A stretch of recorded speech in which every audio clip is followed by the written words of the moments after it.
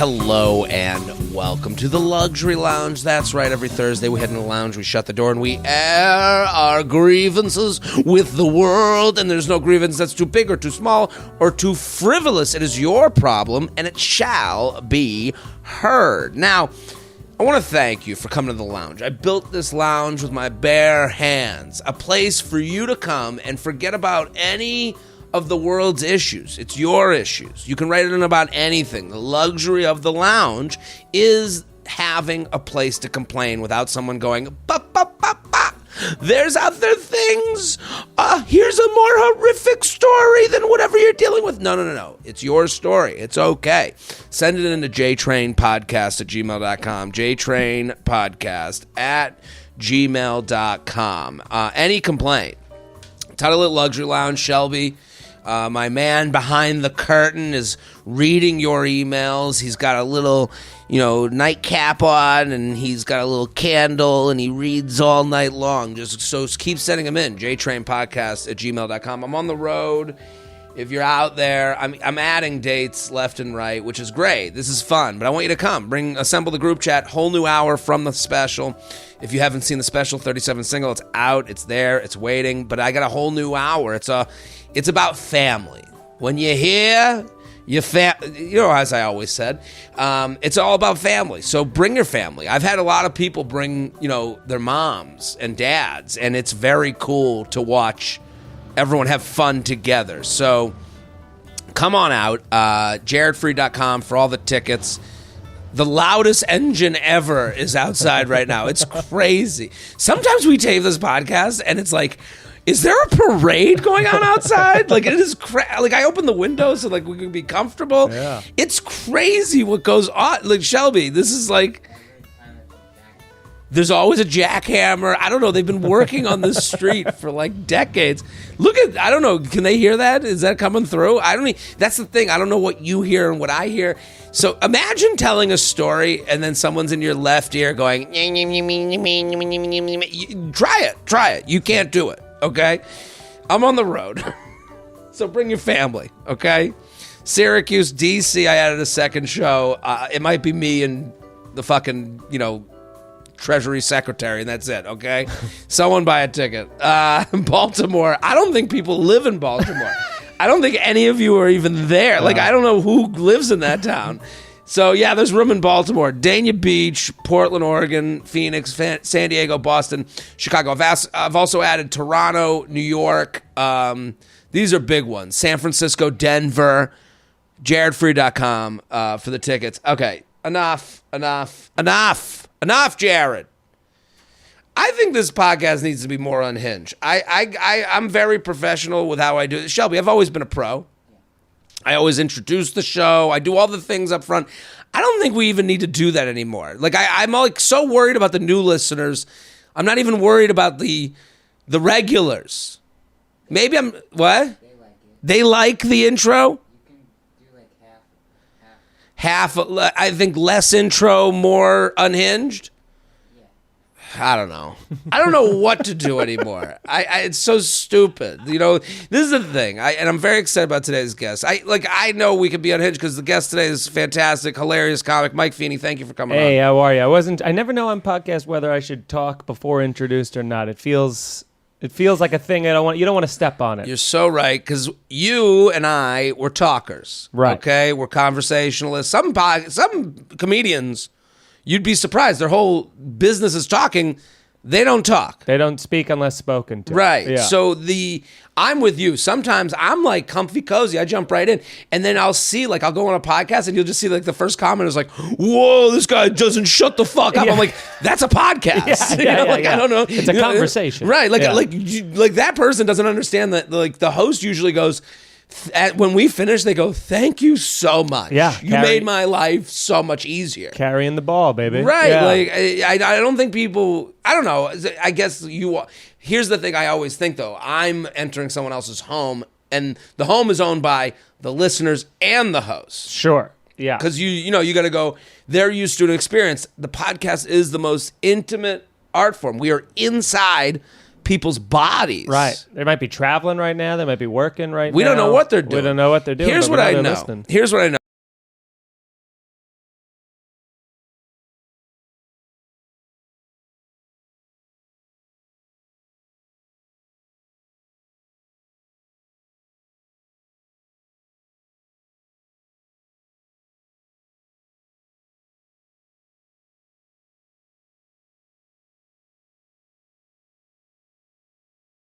it all depends on the mood that I'm in. I mean, it's like Totally true. Right, and I will say this too. I am very if it's a fun show, like if it's a comedy show, I am pretty guest dependent, which is also the biggest pet peeve of I think us doing podcasts. Right. It's like when you have your own podcast and then you see like you have certain guests on and they get big spikes. You're like, just those people stick around for, like, for this afterwards. Come on back. Yeah, you had a good time. The premise of this show is like, the structure of the show is what, you would think people listen for, but not Trust always. me to curate more good times. So, but I am guilty of that too. But I mean, everything, man. I'm like, I could be a basic bitch with like Conan's podcast or like Conan's podcast. I love as a podcaster Conan. Yourself. You don't go, fuck you, dude. You just showed up and you just were given an annuity. Because he didn't, that whole like article that I think what everyone got mad about is the article that got published that was like, so there was he's a like, Variety article where basically they were like the king of podcasting, and it was like Conan. and it was like a new wave, you know what I mean? Like Right. it made it seem as though Conan invented podcasts. But Conan O'Brien, just growing up, was like one of my favorite people. So like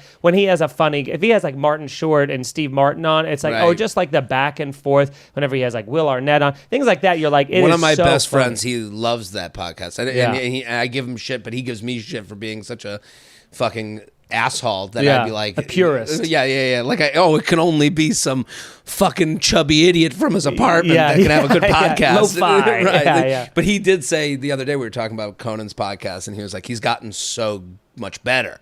Yeah. Like it actually, he's like noticed his growth as a podcaster, and I'm like, well, good for fucking him. Yeah, well, it is funny too because he can't ever break out of the talk show host mentality, which is hilarious in a podcast form. Because when you download the episode, you know who the guest is, but he'll literally Right. be like, "Today's guest does this and this and this." I guess and I he's just like, did that though. Yeah, I didn't introduce you, but I hear what you're saying. But he yeah. also does like it feels a little more like, and here they are, you know what I mean? Which I guess, you just did. I don't know, man. I don't know. He's a good time. What do you listen to? What are your podcasts? So I have different, again, mood-based. So like, that's the thing. I guess we think we're all narcissists. We think, oh, well, here's the show. At 12:01 a.m., everyone's just downloading the JTrain podcast, Sure. which I know isn't true. I love sports radio. So I do like a radio show that's made in Colin Cowherd, his radio show's like turned into a podcast. Very enjoyable. I like it. I do tune in guest dependent. Yeah. Like if they got I got like this expert on this Tony Kornheiser radio show, that's a podcast now. Sure. That was a radio show. Yeah. Simmons, I was early to Simmons podcast, Bill Simmons. Not the movie one you're talking about? No, Or I do just like his regular Yeah. one. And again, sometimes I don't even I don't watch that much basketball, but I like the chatter. Yeah. I just but food news I've really liked lately. Ooh. Food news is Juliette Littman, who's a friend of mine now, and I just think it's it's 30 minutes and they keep to 30 minutes. I like that. And it's a good flight one because I can tune in and out of what Sure. listening and I really dance around the podcast world. During baseball, baseball is like my sport. So during baseball season, my sports talk radio, like I'll listen to like ESPN or even like WFAN, stuff like that. Like I listen to like people calling in and screaming. It's just the best. Like Mike Francesa has a podcast now, which is just amazing. But like listening during baseball season, I love. But then the second baseball season's over, it's just all football all the time, and I like the Giants, so they're awful. So it's kind of like I can't. It's the same thing every single day. Giants are bad. They're terrible. They're never going to get better. It just is very negative. So you'd love Kornheiser, I think. Yeah, maybe I'll get into that. No, I'm a fan. I love the medium. So here's what we're saying. Yeah, Mike Feeney has a special that's out. Okay, it's going to be out on YouTube You're doing it on a Friday release. Yeah, a Friday release. So this comes out on Thursday. The link in the bio, Shelby. We're gonna do this. We're gonna have Feeney's YouTube channel is linked in the bio of this episode. So literally, it's right there for you. Click and go. If you're seeing this on Thursday, subscribe to his channel. It'll be waiting for you. You get a whole hour. It's an hour. It's from the Cellar. It's gonna be a quick. I made it a quick thing. It's a quick 20 minutes. 20 minutes. 20 minutes in and out. Baby. I love this innovation. I love this because 20 minutes of fun. Yeah, I'd rather have people be like, "Why is this so short?" than be like, because I talked to people at I had a meeting with some people at Netflix and all this other stuff, and this was now that the writer's strike and all that, everything's like they're all backed up with stuff. Right. But I told them no thanks, no. But they said the average watch time of an hour special now is about 25 minutes. Yeah, that's a big thing to it. Like and I think if people go, like, you do the thing where you touch the screen and go, how long is The this? second, if I open something and it's an hour, I'm like, I don't have time for this right now. Commitment. I have to come back to another point. I also am a guy, when I start a movie, I have to watch it all the way. I don't watch movies in parts. Like, I can't, or TV show. I has to be like, I sit down until it's over. So for me, if I clicked on something that was 20 minutes, I go, all right, I'll start it now. And then by the next thing you know, it's over. So when you taped it, did you tape an hour? So what I did was so the Comedy Cellar, as you know, they have 4 different rooms. I did all 4 rooms of the Comedy Cellar in one night. Love So it. I ran around to the Village Underground, Comedy Cellar, Fatback Pussycat Lounge, Fatback Pussycat Bar, and then I took pretty much, I took highlights from each, and then I stitched it all together. I love that. I love it because it's there have been comedians in the past that have done specials from different clubs around the country. This is one street corner. Yeah.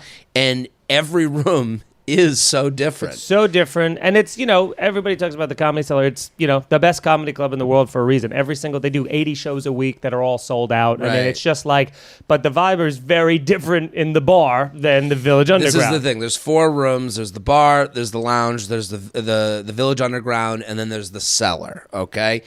This is inside baseball, but Sure. There's someone listening where you're going to take a trip to New York City, and you're going to go to the Comedy Cellar website, and you're going to see sold out, sold out, sold out. They do a standby line, I think now 40 minutes before every show. It used to be 30 minutes. Now, you're going to get in to a show. Yeah. If your night is like, we're doing the Cellar, just show up. And the cool part is, I think the lounge, I started at the Cellar when they first opened the lounge, and it was only Friday and Saturday, and people were on couches laying down. Yeah. looking up I remember at you. the way it all used to look. It was dude. weird. It was too loungy. So then it was too loungy. They brought in chairs. So I've watched the evolution. Now they have the bar, and that people don't. I remember when I would host in the lounge, people would be like, "I hate the lounge," and I loved it because I was just working. Right. I'm happy to be at the show. But then course. and then they open up the bar, and you can see people now are like, "Oh, I don't like being at the bar, bar." yeah. And then it's like, yeah, they're gonna make that room great, but it is a different vibe, and also it's a different person who came. Right. The person who goes and makes the reservation a month in advance is going to be at the regular Cellar. Sure. So McDougal Street is an experience in itself. I think that's something you want to go to first. Yeah, Village I Underground agree. is a totally different night. There's music. It's a more 250 people. right party energy. Yeah. I think the lounges. I'm a lounge fan just because it's like I'm so comfy, cozy there. Yeah. The bar is an uncomfortable experience, but I think that's fun in itself too. Yeah, and it actually very much comes across in the special Really?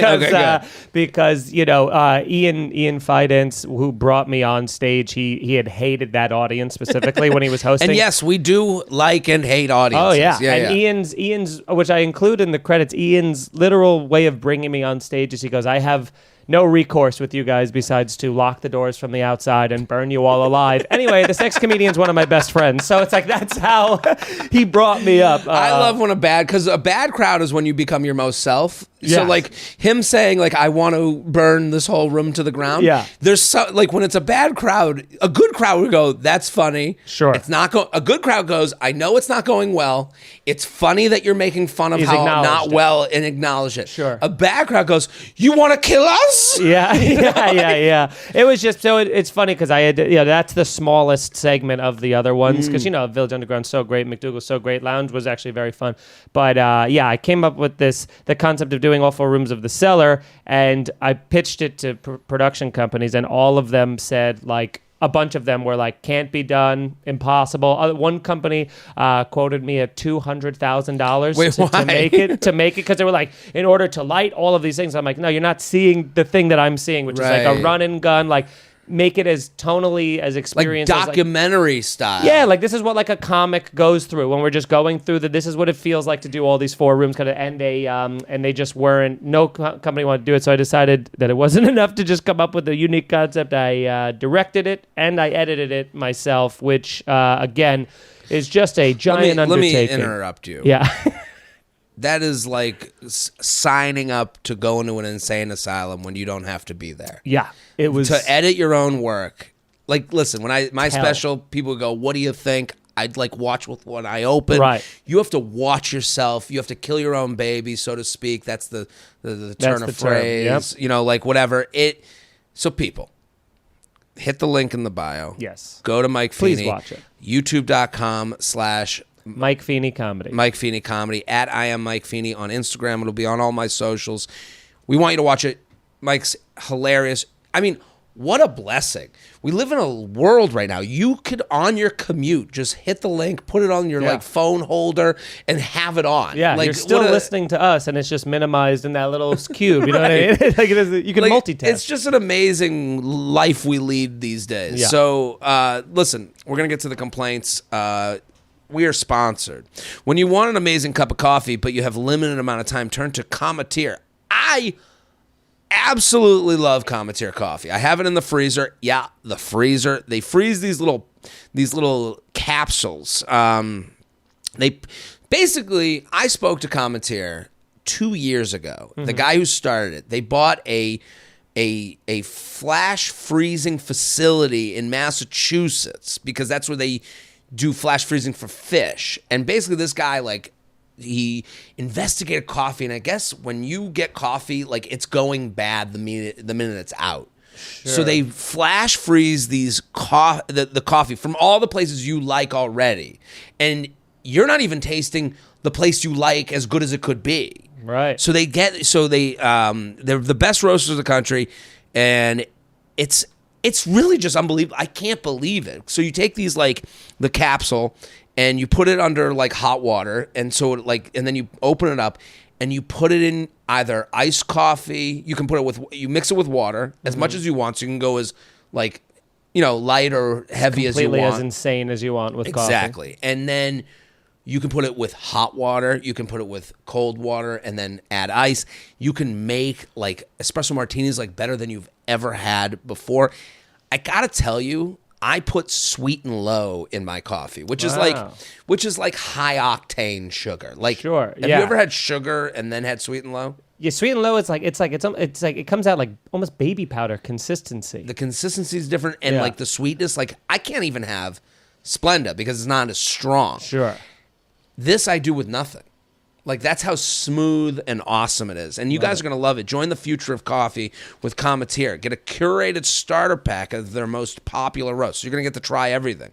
Go to Cometeer.com/JTrain to get a free 8-pack and a travel mug when you sign up. I have the travel mug. It's actually great. That's a free 8-pack of coffees and a travel mug when you sign up at Cometeer.com/JTrain. That's Cometeer.com/JTrain. Here with Mike Feeney.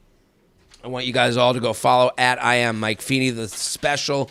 It's going to be out tomorrow if you're listening on Thursday, but it's just there waiting.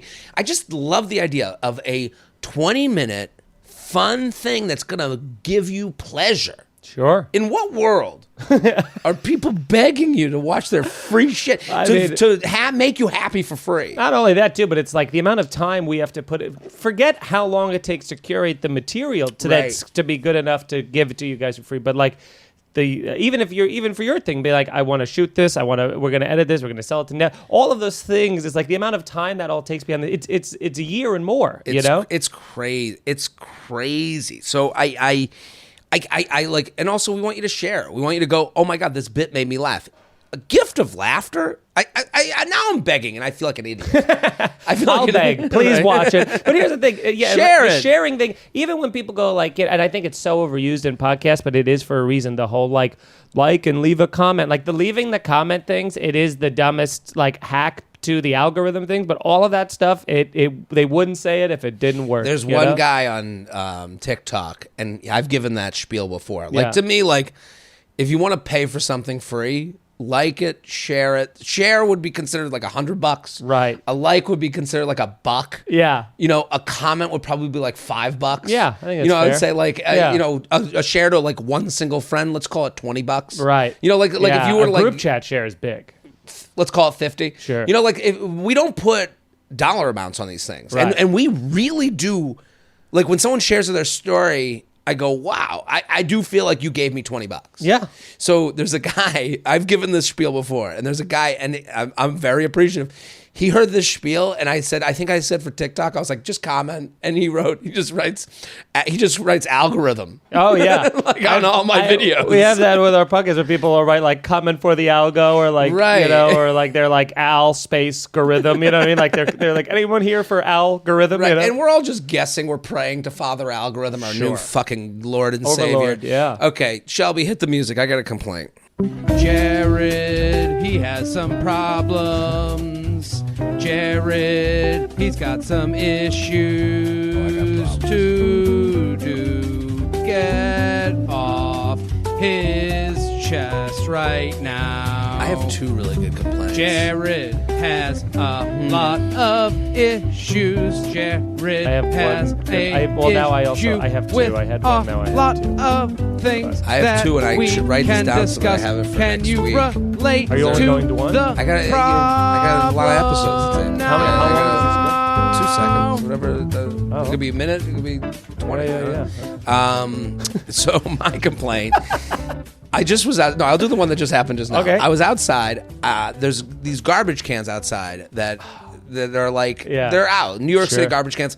Now, here's the thing. These New York City garbage cans, I don't believe that they're helping. I guess they are putting the trash in one space, but some of them don't even have like liners. No. There's just like cages. Those metal ones. The metal ones. And like the garbage in this country, the idea of recycling is all for our like own feel good moment. Sure. I really do believe like it's like 90% like, you know, touch the doorknob 17 times to make sure you go to heaven. Right. Okay. What is it, OCD? OCD, I think there's a lot of stuff that we do just, not because we're like trying to help the earth. Like the idea that I'm throwing things away because I want to help the earth is like very kind to me. Yeah. Like I'm Makes not me feel like a good person. Right. Bit, and there's a lot of things in the world that you go, and again, the cynic in all of us, if we had to like speak to it, sure, you would sound pretty shitty to yourself, and you would never say to someone like, if someone threw away, I guess the difference between fun person and annoying person is like, yeah, I'm just gonna throw this away in the garbage, and the annoying person goes, what do you think, you're a good person because you're throwing a cup away in the garbage? Right. Again, I do think I'm a good person because I'm throwing it in the garbage. But when you say that, you make it more than I actually intend. Like, I'm just doing this because I live in society. Yeah, it's a society. You're trying to be a good person. I will say this. It isn't funny when you do have, if you have the choice of recycling and a thing and a regular garbage, and then if, like, the recycling's filled up to the top, you go, like, rather than take that out, put a new bag in, and then put the plastic thing in, I'm not going to throw this in the garbage. I mean, this is my complaint. Because I got to the corner of the street, I threw out a bottle of water, and it was full to the top, and it had like stuff on top. Oh yeah. So it was full, and then there was a pizza box on top with a bag on top of that. So I just tried to put my bottle in, and it knocked everything off. Oh no. I'm the knocker off guy. And you didn't pick it up. So now I'm staring at this at the corner of the street. I'm on Hudson. I'm like, people are driving by. Like, I just keep thinking they're all going, oh, that guy knocked off the Jenga thing. Right. Yeah. And I go, I have to pick this up. And I picked it up, the bag and the pizza box, and I placed it right back on top to re-Jenga it. Yeah, the next strong gust of wind is just going to blow it off. And that was where I'm having this weird thought of like, you're not a good person. You're just a fake. You're a fraud. You just want to make sure it's not on you that's the litterer. And it's true. That is. And I got so angry at like the system. Like I was just like so mad at like this, that I was brought up in this age of like, Miss Frizzle, help the planet. Sure. Only you can make sure that the water stays clean. Sure. And it's like, no, this was all just made to make me feel like shit. And like when I knock something off, and I don't want to be the litterer. I don't want to be that guy. But wouldn't you rather be that guy than the person who, like, is walking, and once you're done with that iced coffee, you literally just throw it over your shoulder on the ground? Because then again, it goes against the rules of society. Well, that's a crazy person. Yeah. Like the person, I've seen that. I was in an Uber in Austin, Texas. This woman was drinking a bottle of Poland Springs. She finishes it. She opens the window, tosses it out. And I'm sitting there like, what's going on? Like, I have to imagine. I'm like, you don't have the thing that I have. Where were you raised? Right. How were you raised? Where's the voice in your head? Right. You go, and I responded to that by taking the seatbelt and putting it off. You're like, I don't trust your judgment. Right. I don't know. Now, I don't know what I can do. It's a fair point. Right. And I'm like, it's just funny, like, how small we are in this whole thing, and you don't even believe it. I guess my anger comes at this trash falling over. Like, I don't even trust that this is taken out in a proper way, but now it has this hold over whether I'm a good or bad person. Yeah, now you have guilt. Totally. It's the guilt, man. Do you have a complaint? Which is funny. It's so funny you brought up a garbage-based complaint because mine is that as well. Oh, hold on. Hit the music. It's the guest's turn to complain. They're ready to jump in. Feeney was ready to jump in. I am. They've got lots of problems too. It ain't all about Jared. Let's hear their complaint of the day. Let's hear their complaint of the day. They're invited on the show to have some fun. This is I don't want anyone with you. like jumping the gun. Yeah, you know? caught off guard. Let's hear that complaint. Let's hear that complaint before we get to it. It's scary movie season, but some of the best ones aren't available for streaming in the United States. Time to call in ExpressVPN. ExpressVPN lets me change my online location and trick streamers into showing me movies that aren't available here in the U.S. Want to watch Scream? Just open ExpressVPN on your TV, switch your location to Canada, and you'll be streaming the Wes Craven classic in no time. ExpressVPN's got nearly 100 different countries to choose from, so you can find your favorite movies and TV shows from all your streaming services all across the world. I mean, I'll say this. When you go to Canada, Netflix has The Office. And I remember when The Office left, Netflix, you were like, oh my God, this is annoying. This was my lullaby to fall asleep at night. So if you're out there and you got a show that's left a certain thing, or left a streamer that you enjoy, this is a great option. ExpressVPN works on your laptop, phone, tablet, and more, so you can protect yourself on every device. Just fire up the app and click one button to get started. So get your money's worth and get 3 extra months of ExpressVPN for free when you go to expressvpn.com/JTrain. That's expressvpn.com/JTrain. expressvpn.com. I have ExpressVPN. JTrain. You like it? Oh, yeah. One click. Go Anyway, to that complaint. It's so funny, dude. It's like we organized to talk about garbage-based things before this, but we hadn't. Right. Again, where I live, it's like I'm in Queens, and you have to put I'm renting a house, so you have to put the garbage out on the street. You got the garbage pail. So you're living like... It's like faux suburbs, right? Because it is still like it's Queens, it's the city, but I'm in like a house, so it's like I have to put out the garbage and the recycling. Kevin James. Yeah, I'm the king of Queens. Yeah, baby. right. And then you have the green pail, which is the cardboard. Then you have the blue pail, which is bottles and plastics, and then you have the regular, your garbage. So I put out when we first moved there. The first week we were there, I put out the recycling. I put out all the plastics, the paper, stuff like that, and I put an empty almond milk, the ones that come in like the cardboard box, you know what I mean? Threw that in with the cardboard. It's very important. I wanted to recycle, be a good person, not get the guilt. I get a letter. Okay.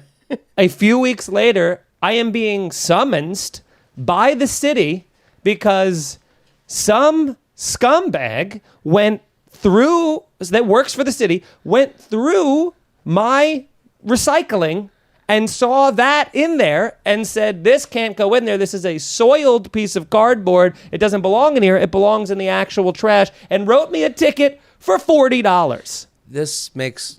okay. Is blood boiling. Do they, when you move in, does the city give you instructions? There are basic instructions on the garbage pail. You know what I mean? Where it's like just that normal, the recycling, this papers, is my problem newspapers. with recycling. It's we all were taught but not really taught. I don't know. To me, where's the warning? It's cardboard. Yeah. It goes in the cardboard. Sure. Here's the other thing. You tried. Yeah, You tried. Where's the hey? Just by the way, there's not supposed to go in there. Right. You get. Everyone gets a warning before we give you a ticket or whatever. As if I had a garbage pail full of almond. It was one thing in it, so they must have gone. Someone parked outside my house, rummaged through the trash like a raccoon, and then gave me a ticket. And you're like, how do you know I even put it in there? What if someone walked by and just dropped it in there? It's crazy that this is it. Well, it feels like they just need money. Yeah, and it's like why? Then I won't recycle at all.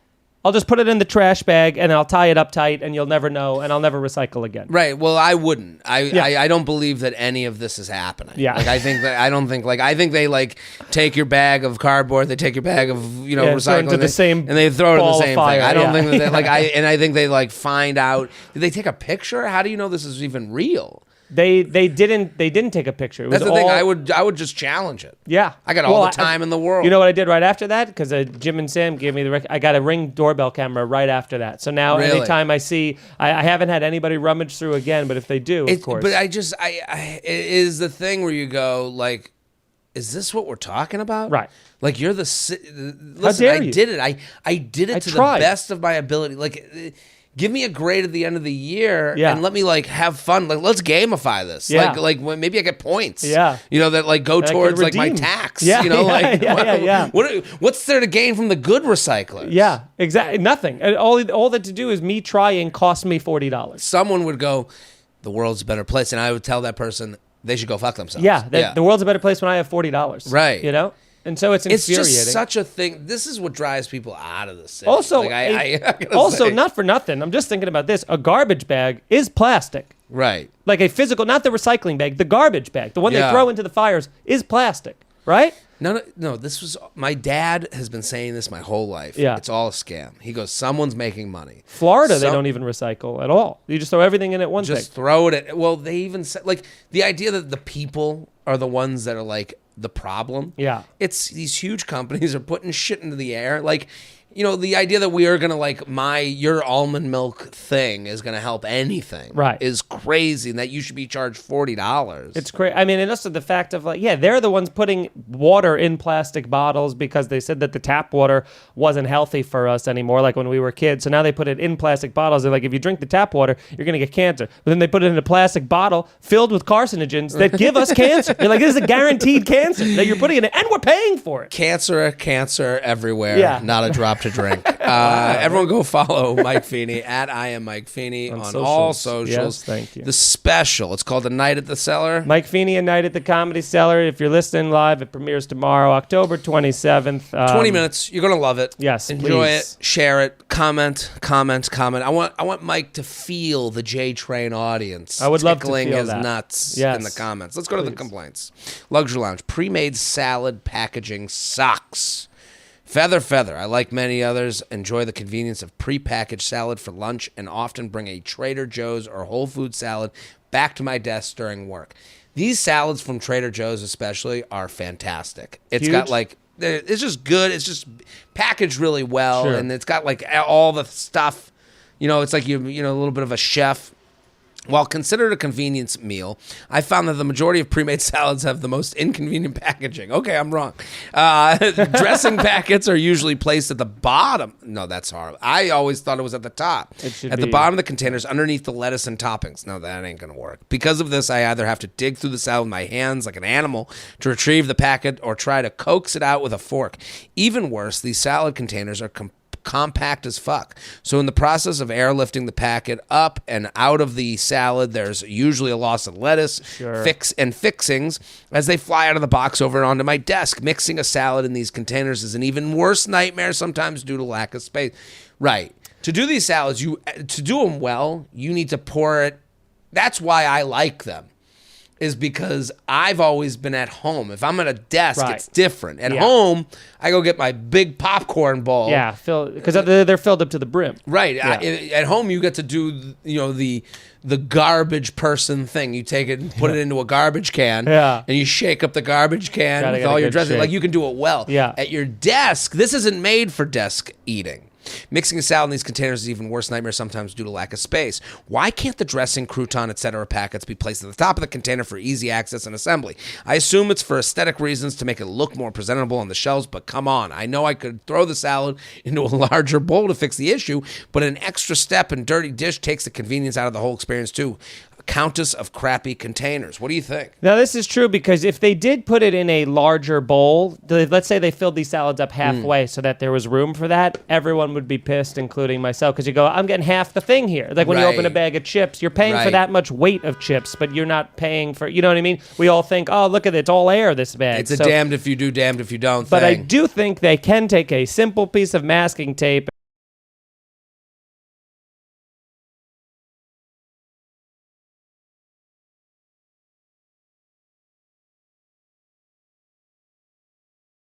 the assumption that these packets have been washed and then placed in is disgusting. like no Not a one would chance. assume that. No, Yeah. it's disgusting. I don't care for that. I also will say, not for nothing, not to go against this person a little bit, but like having a salad at your desk, chewing a salad in an office at a desk is terrorism. It is high treason, my friend. You can't just the crunch. It's like eating an apple. You can't do that. You're like, is that a horse in the office? Yeah. What's going on? Just grazing. Right. I think to me the complaint to me is office eating of any kind is just. I can't think of anything sadder than lunch at a desk. Yeah, I'm picturing a cubicle too, which is just like. You can hear it, you can't see it. The walls are closing in. This is what we view in a post-apocalyptic world of like the Matrix. Yeah. Like you're just like, man, I just hate. Like to me, when I worked in an office, I'm like, I'm gonna go yonder. I'm going outside. Sure. I'm gonna feel the world around me. I don't care. You know, it's like that, an hour outside of the cell. It was like... Yeah, rec time. Right. Yeah. I really did consider it that. I would look at the sky. I'd be like, one day I'll be out amongst the people. I don't know, just like any lunch at the desk, I think is like a lesser than meal. Like to me, if I'm this person... I'm going protein bars until I can feel the kiss of the sun. Sure. Because what they said with the larger bowl, here's even sadder. Taking a salad at your desk and finding like a bowl in the kitchen area of your shared kitchen. Yeah. Shared kitchen bowl. Yeah. I would rather never eat again than transfer my salad into the shared kitchen bowl Shake it that all I'm up. now mixing with the dressing. Hey, Elaine, what'd you get?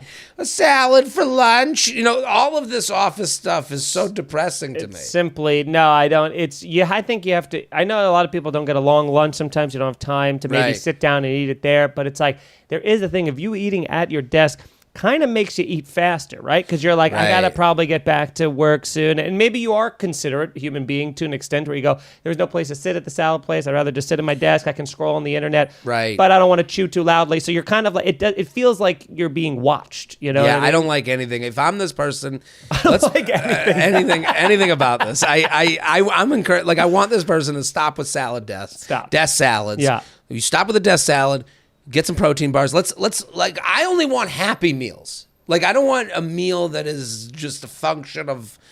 And salads just take so long to eat. Right. JTrainPodcast@gmail.com. JTrainPodcast@gmail.com. Here with Mike Feeney. I am Mike Feeney on all socials. The special, it's going to be out on YouTube on Friday. That means it's probably out for a lot of you right now. Oh, yeah. The link to Mike Feeney's YouTube is in the bio of this episode. Comment, share, like, podcast in the shower. Ooh. Feather. I moved into a new apartment, which is recently renovated unit. My old apartment was straight out of the 70s, a pink tub with pink tiled shower, absurdly low water pressure, you barely felt clean. My new apartment, the shower is brand new, oversized rain shower head. I got a little turned on just hearing oversized rain shower. Yeah. Like I am like, with good water pressure. Can't beat it.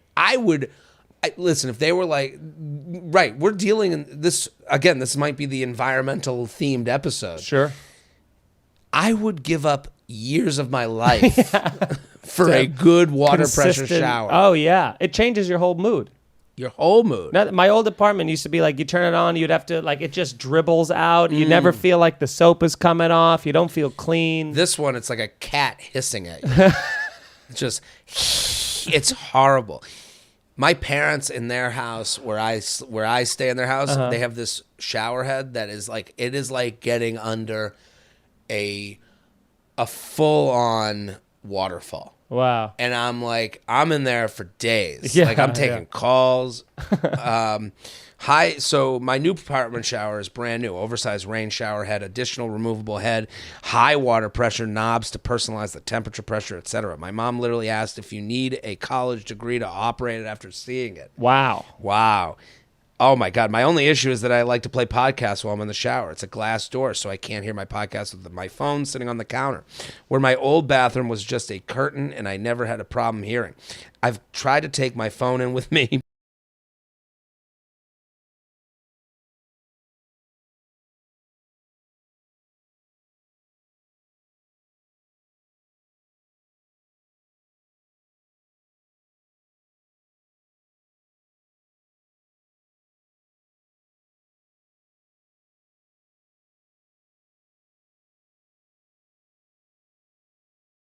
If someone said to us, like, if when you first got a cell phone, I think I was like in high school. It was really like more use this in case of emergency.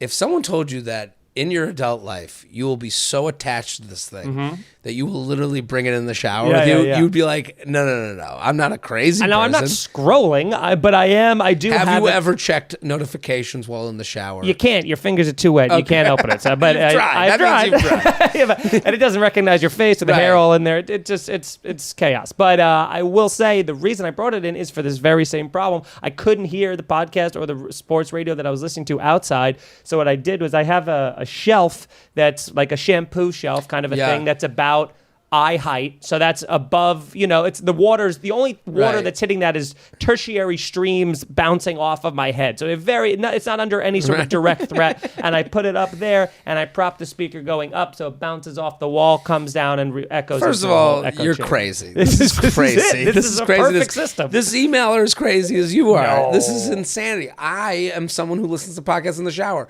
You're all stupid. What do? You just blast it? No, I plug in my phone over there, so I'm getting juiced. So now I'm making it easier for me to leave the apartment with my... That's a juice dependency, and that's its own issue. Listen, this is why I think you guys are crazy. Yeah. You're not even doing your addiction well. Okay. Like, I'm doing it efficiently. I'm charging the phone. And I have a speaker. You can get a waterproof speaker for $15 on Amazon. I have one in there right now. It's so loud, though. You can turn it down and up. This is a volume control. Yeah, but you don't turn it down. You think that your volume is different than my speaker volume? Yes. If you I have a phone speaker is this big. It's this little tiny thing. What do you have? A giant You can turn it down and up. What are you talking about? This is a volume control. There is a certain volume when you have a speaker that's going to amplify beyond. I'm sure your neighbors, I bet they're like, if they're like, I could give a fuck about them. We're taping a podcast next to a paper wall. They've been listening to this whole conversation now. What do you think I care? They knock like right. You think I'm like worried about that? It's true. Okay. Yeah. I'm happy they haven't complained yet. Maybe they like the podcast. Share. Please watch the special. That's so funny. I never put a speaker in there. That just feels like it feels like a whole extra step. Now I got to go buy a thing. It took you 10 minutes to explain what you're doing now. Well, I just told you in 2 seconds. I kind of MacGyvered it. It was a function. It was a feature of function there. When we're done, I'm going to show you the speaker there. It is, get a speaker, get a waterproof speaker. And I had one for a long time, then it broke. I got a new one. They're like literally $10. Like it is like, you went from 50 to 10 very 15. Fast. Oh, okay. I got the nice one this time. JTrain podcast at gmail.com. JTrain podcast at gmail.com. Luxury Lounge. Oh, can I try some of that? Oh, I'm going to be annoyed. Oh, yeah. Jared, hilarious guest. Feather. Let's jump right in. I've suffered with OCD. I feel like everything's on theme this episode. This is Kismet? This person probably throws away trash, after licking it. If I have an issue with no OCD, I live with OCD my whole life, particularly with germs. It was kind of nice during COVID when people understood that sharing drinks and food was a no-no. I've never had to worry about people getting their dirty hands and saliva all over my food. Unfortunately, that has gone out the window, and my friends often take food off my plate willy-nilly and always ask me for a sip of my beer/beverage. Being a doormat, I don't have the courage to say no. One friend of a friend told in particular will lick his fingers after eating finger food like fries or tater tots, then dig right back in. Behavior like this makes me want to hibernate in my bubble my whole life and never dine out again. Thank you for the safe space. Signed, like a good neighbor, stay over there. I love that sign off. They're so... Let's just... I'll be honest, the only thing I had a problem with in that thing is the finger licking. The person who licks every individual finger, firing squad immediately. And to dig back in is obnoxious. I'd prefer someone to not, drink from my drink as well. But a beer, I don't mind if someone's like, oh, can I try that beer? Because you can try it a different part of the cup. I'm not really a germaphobe. I also feel like, and this is probably super ignorant, there is a thing to like I get a little bit of your germs, you get a little bit of my germs. We're kind of... With a beer, I think we all have to like live by some sort of like class. I think, to me, how's the beer? And then you go, it's really good. You want to try it? That's different than, let me get a sip of that beer. No, I agree with that. Yes, that I agree with. Yeah, the reaching over, asking as you're doing it, I don't like. All shared things need to be a discussion. Sure. I think you're going out to dinner with friends, hey, we sharing or no? Yeah. Hey, we ordering for the table or no? It's okay to say no. Nah, I'm going to do my own thing. You do your thing. I just think it's like this like assumption. Sure. That like, oh, we're friends, so we're just going to lick each other's ear canal because I want to try it and see what it tastes like. No, I got my beer. And it also, like, what beers is it? Like, to me, it's got to be a special drink or beer to be like, a cocktail. I got to try that. A cocktail. I got an espresso martini. You take that first sip and you go, oh my God, this is fucking delicious. And then they go, can I take a sip of that? Can I try that? That's okay. Yeah, that's okay. I think where I fully agree is the reaching without asking kind of a thing is absurd on every level, no matter how close the friendship. But I don't have a problem with sharing a little bit. Here's this person's biggest problem. Yeah. Is they have severe OCD their whole life with germs. Fine. I wish you the best. They are never seen as the normal one. Right. Like, that's the problem that they have, because let me try is like, I'm cool. I like to try foods. Sure. Oh, hey, I have severe OCD. Like, they have to like come out. Sure, every time. Which is like, and then they go, oh, and now it becomes a discussion of something you didn't want to get into. It's not that deep. Right. I just don't like, I notice these things more than most. Sure. In my opinion. That's the frustrating part. It's like, if every time someone's like, hey, let me try on your shirt. You want to try on my shirt?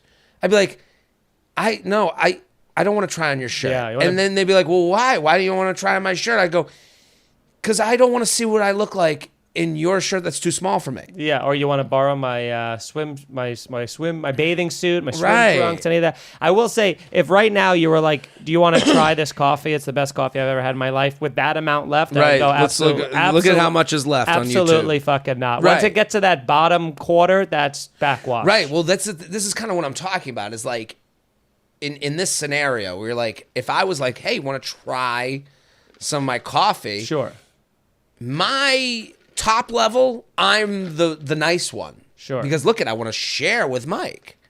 But if you were like, why would I want the end of your coffee? Yeah.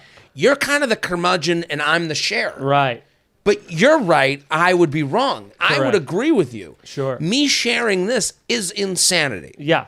You saying yes to it, you're being nice. Yeah, I'm taking my life in my hands. Right, you saying no, you're right, but this is where we get into, I didn't think it would get this deep, but this is where the internet blows up on itself. Sure. Moral high ground always wins. The moral high ground is, I just want to share. And you're going, well, I don't want to be shared with from your garbage backwash end of the coffee. Yeah. On the internet, I win. I'm a sharer. Look at this piece of fucking shit. All I want to do Wouldn't is even share. take a sip of my coffee. Yeah. He's sitting here coffeeless and I offered. No. It was a bad offer. You live in the land of morality. This is, again, this is recycling all over again. We're back to recycling. God damn it. JTrain podcast at gmail.com. JTrain podcast at gmail.com. There's a full-blown fight happening outside. What goes on in this street, you don't understand. Well, it's kind of a side street, too. Yeah. And I think a lot of the Amazon trucks like park here to like go to all the buildings Sure. to like, they go from here. So there's just a lot of hanging. Also skateboarders here. I can't believe, the more I think of this street, it's like a back street. It's like a quiet street that people can really like set up camp at. Sure. Yeah. Okay. Luxury Lounge, new mothers and their audacity. JTrain and guest, my best friend just had her first baby 6 months ago. She's the first of our friends to have a baby, and it's been a journey for all of us. Who first of the friends to have a baby? You have a child. I have an 11-month-old child. 11-month-old child. Okay, I understand that having a baby is a huge deal and her life has changed completely, but she has become insufferable entering into motherhood. Have you become insufferable as a new father? I don't know. Have you taken account of where you could be insufferable? I think that's like the one thing that goes out the window is people go, well, I'm a parent, so I don't have to check myself. No, I mean, I was very hyper. I used to make fun of parents like that all the time. So I think I'm pretty self-aware when it comes to that stuff. I was not the first of my friends to have a kid. I also have never put a picture of my kid on social media. I ethically feel very uncomfortable with that from a number of different reasons of he has not consented to be on social media. I've never thought of it that way. There's creeps and weirdos who will comment on pictures of people's kids, or just I don't want listeners or people, followers to be like, oh, that's what his kid looks like. And then there's also the thing of, and by the way, my kid is fucking adorable. I would clein up with likes. Kill. But I also find it very gross when people do, because especially comedians, I understand if you're just an accountant living in Des Moines and this is just you put it on your Facebook for your family to see. And you have control over the room. The room of social media. You're like, these are 150 people that I kind of know. And I think there is a thing of both. I don't know what Instagram and Facebook is going to do with that, with their facial recognition, with all that stuff. And also, I just don't. I feel dirty if I'm here's my toddler learning how to walk. Anyway, come see me at the Funny Bone. It feels exploitive. There's an element of that, yeah. It feels very exploitive. I don't. People do it. That's your own bag. Here's the craziness of parents. Yeah. I have no kid. Right. I live in a shoebox. Right. Where I'm taping a podcast next to my bed. Yeah. So for me, this is another planet. Sure.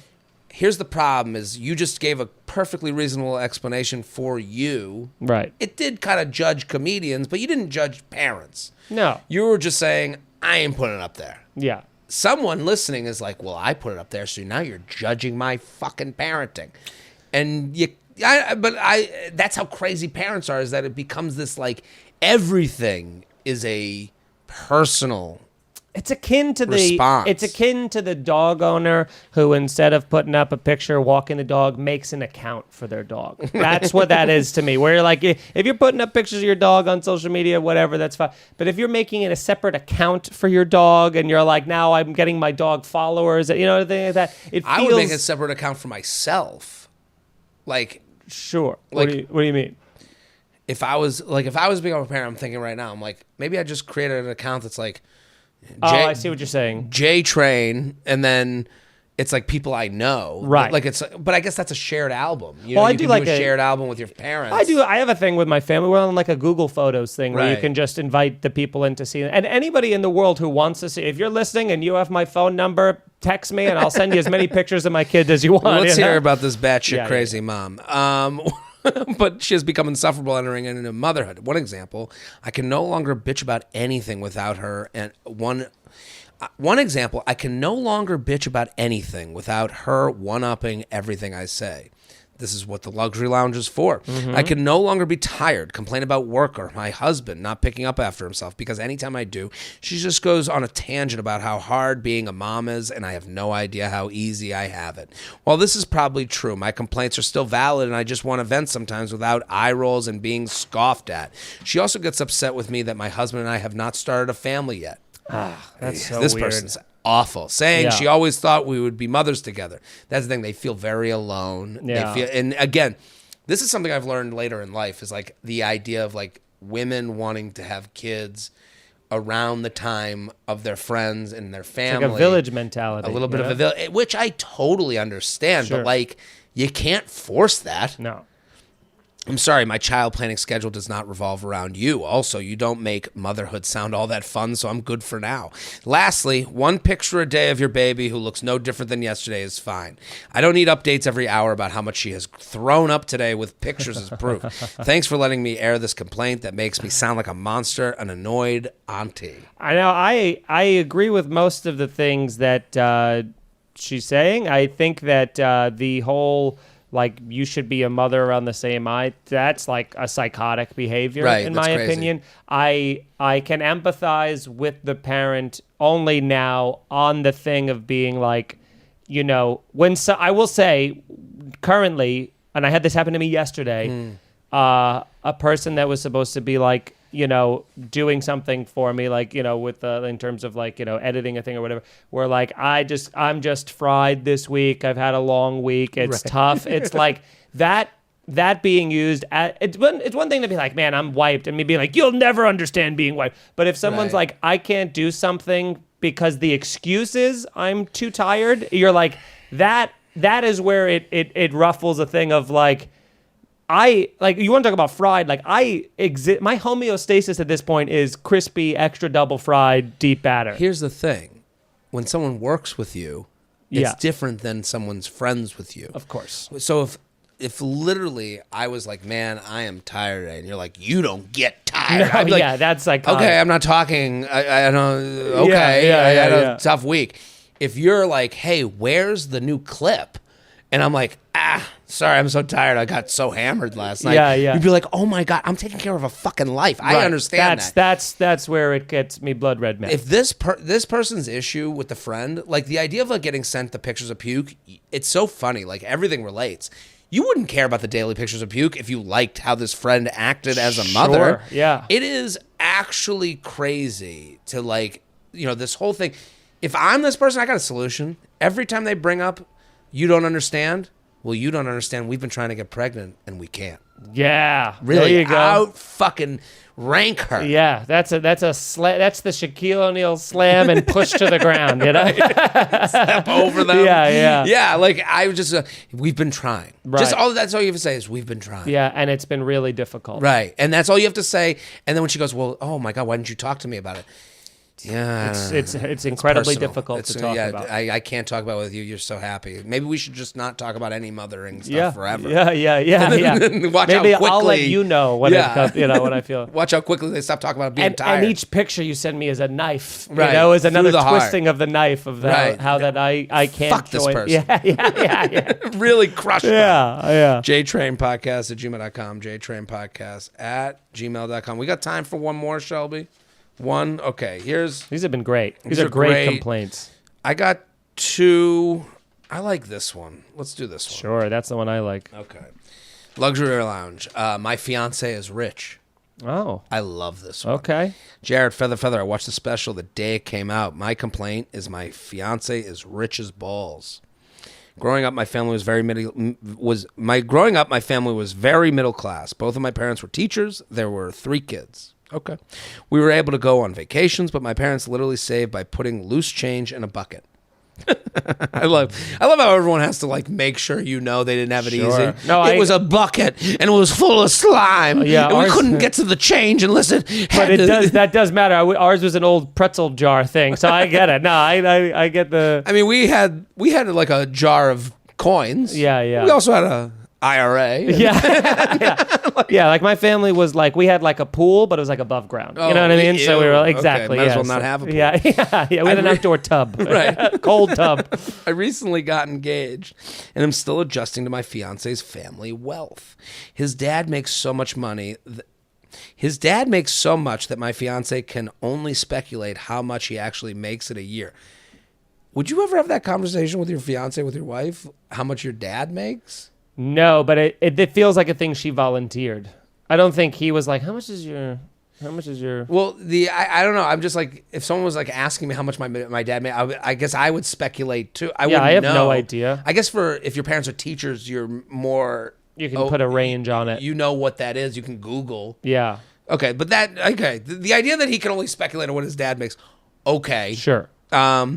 In the time I have been with my fiance, they have taken me on several completely paid for vacations and fully paid shopping sprees.